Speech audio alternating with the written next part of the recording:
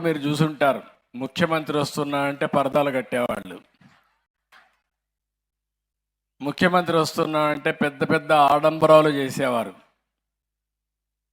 ఈ చుట్టుపక్కల మా తమ్ముడు చెప్తే చెట్లు కొట్టేసేవాళ్ళు. చెట్లు పెట్టాలి, ఎప్పుడన్నా ఒక ప్రజాప్రతినిధి ఆదర్శ నేత వస్తే. అట్లా కాకుండా చెట్లు కొట్టేసేవాళ్ళు. హెలికాప్టర్లో పోయినా కూడా చెట్లు నరికేసేవాళ్ళు. ఏం చేస్తాయో నాకు తెలియదు అప్పట్లో. ఇంకో పక్కన ఎక్కడెక్కడి నుంచో మనుషులు తోలుకొచ్చి బలవంతంగా కూర్చొని పెట్టేవాళ్ళు. పారిపోతా ఉంటే కందకాలు దివేవాళ్ళు చుట్టూరు పారిపోకుండా.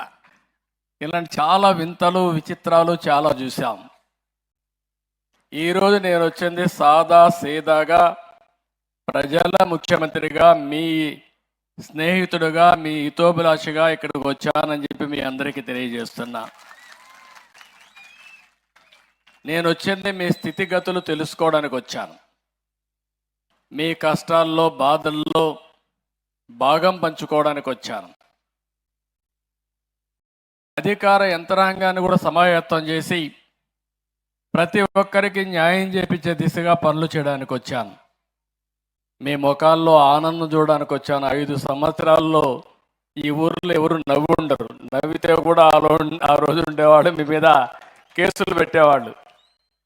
నవ్వడానికి కూడా స్వేచ్ఛ లేని పరిస్థితి, బయట పోవడానికి కూడా విధి లేని పరిస్థితి.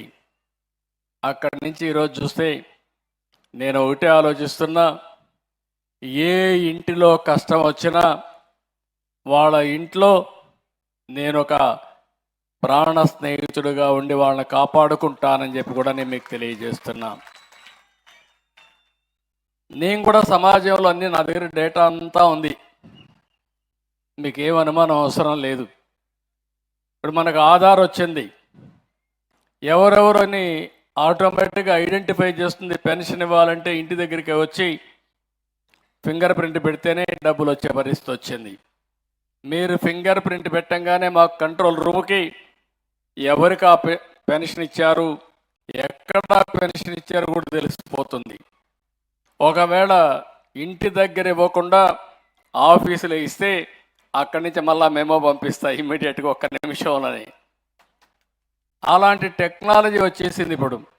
రేపటి నుంచి ఇప్పుడు అవన్నీ అనుసంధానం చేసాం. ఆ ఫోన్లోనే GPS ఉంటుంది. మీ ఇల్లు కూడా జియో ట్యాగింగ్ చేశాం. రేపు ఏదైనా విపత్తు వస్తే మీ ఇంటికి మందులు పంపించాలంటే ఎవరు రికమెండేషన్ లేకుండా డ్రోన్ పంపించి మీ ఇంటి దగ్గరనే, మీ ఇంటి పైనే డ్రోను దిగే పరిస్థితి వస్తుంది. అలాంటి టెక్నాలజీ అంతా ఉపయోగించే పరిస్థితికి వచ్చాం. ఇవన్నీ ఎందుకు చేస్తున్నామంటే మీకు న్యాయం చేయాలి, పేదవాళ్ళ జీవితాల్లో వెలుగు చూడాలని ఏకైక లక్ష్యంతో నేను ఆలోచిస్తున్నాను. అందుకే ఇక్కడికి వచ్చినప్పుడు మొట్టమొదటిసారిగా నేను పోయింది తలారి సారమ్మ. ఆవిడ 2020-21లో ఏదైతే కరోనా వచ్చిందో ఆ కరోనాలో వాళ్ళ హస్బెండ్ చనిపోయాడు. చాలా బాధేస్తుంది. కానీ 2 పిల్లలు, ఒకరు రాము అని 18 సంవత్సరాలు, 10వ తరగతి పాస్ అయ్యాడు. పాస్ అయిన తర్వాత తల్లిని చూసి నేను అండగా ఉండాలి, లేకపోతే ఒకటే పని చేయలేదనే ఉద్దేశంతో ఆయన నిలిచిపోయి కూతురు కృష్ణవేణి 16 సంవత్సరాలు ఇంటర్మీడియట్ చదువుతా ఉంది.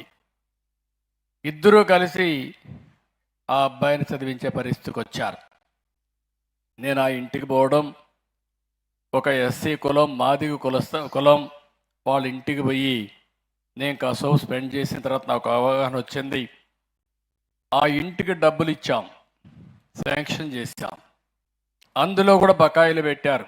5 సంవత్సరాలు వచ్చిన ప్రభుత్వం ఈ ఊరిలో కూడా దగ్గర ఎన్ని లక్షలు, 25 లక్షల రూపాయలు దగ్గర బిల్లు ఇవ్వకుండా బకాయిలు పెడితే ఆవిడ అప్పుల పాలైపోయి ఒక 38,000 నుంచి 40,000 రూపాయలు ఆవిడకి రావాలి, ఆ డబ్బులు కూడా ఇవ్వలేదు.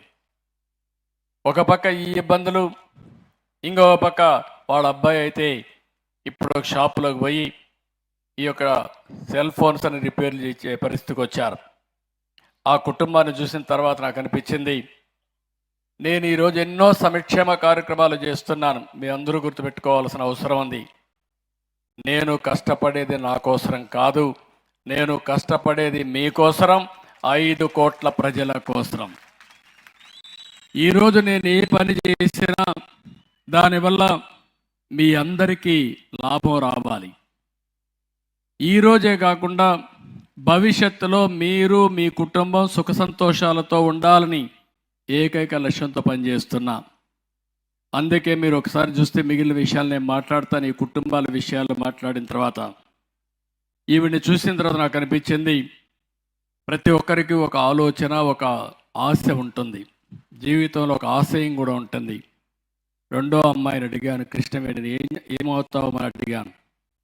ఇంటర్మీడియట్ చేస్తున్నాను, కోచింగ్ కూడా తీసుకుంటా, డాక్టర్ అవుతానని చెప్పి ఆ అమ్మాయి ధైర్యంగా చెప్పే పరిస్థితి వచ్చింది. అంటే ఒక డాక్టర్ కావాలని ఒక పేద కుటుంబం కోరుకుంటుంది. ఒకవేళ ఏదైనా జరిగితే ఆ కుటుంబానికి విధి వక్రీకరించడం తప్ప ఇంకోటి కాదు. నేను అందుకే ఆలోచించాను, వారికి ఇవ్వాల్సిన 38,40,000 రూపాయలు, 40,000 రూపాయలు రావాలి, ఇమ్మీడియట్గా శాంక్షన్ చేయమన్నాను. ఈ గ్రామంలో అందరికీ ఒక 25 లక్షల రూపాయలు బకాయిలు ఉన్నాయి. ఈరోజే శాంక్షన్ చేస్తున్నా. అందరి పాత బకాయిలన్నీ ఇండ్లకు పూర్తి చేసే బాధ్యత ఈ ప్రభుత్వం తీసుకుంటాం. రెండోది, ఆ ఇంట్లో రాము అనే కుర్రాన్ని నేను దగ్గర ఒక 3 లక్షల రూపాయలు అవుతుంది, నర్సారావుపేటలో సెల్ ఫోన్ రిపేర్ షాప్ పెట్టుకుంటారని చెప్పి అడిగాడు. ఇప్పుడు కంపెనీలో పనిచేస్తున్నాడు, ఒక దగ్గర పనిచేస్తున్నాడు. అతనే షాప్ పెట్టుకుంటామని ముందుకు వచ్చాడు. 3 లక్షల రూపాయలు శాంక్షన్ చేసి అందులో 2 లక్షల రూపాయలు మార్జినల్ మనీ ఇచ్చి, సబ్సిడీ ఇచ్చి, 1 లక్ష రూపాయలు మాత్రం ఆయన పేరుతో ఉంటుంది. ఇమ్మీడియట్గా ఆయన జీవితాన్ని బాగు చేసే బాధ్యత ఈ ప్రభుత్వం తీసుకుంటామని చెప్పి కూడా నేను మీకు తెలియజేస్తున్నా.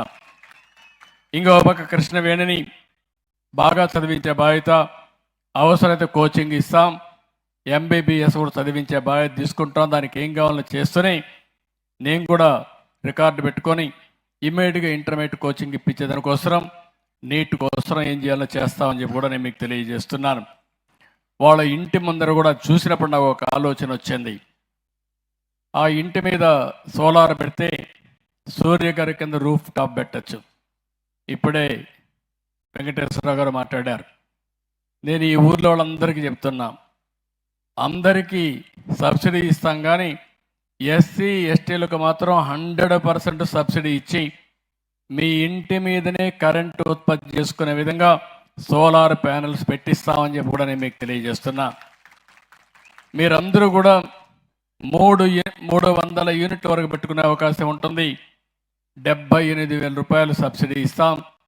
గ్రామంలో ఉండే వాళ్ళందరూ శ్రద్ధ తీసుకుంటే మీ ఊర్లోనే కరెంటు ఉత్పత్తి చేసుకొని మీ ఇంట్లోకి కరెంటు వాడుకొని అవసరమైతే గ్రిడ్కి ఇచ్చి మళ్ళీ మీకు అవసరమైనప్పుడు ఆ కరెంటు తిరిగి తీసుకునే పరిస్థితి వస్తుంది. వారిని చూసిన తర్వాత వారి ఇంటి మీద పెట్టాలని చెప్పి ఆలోచించాను.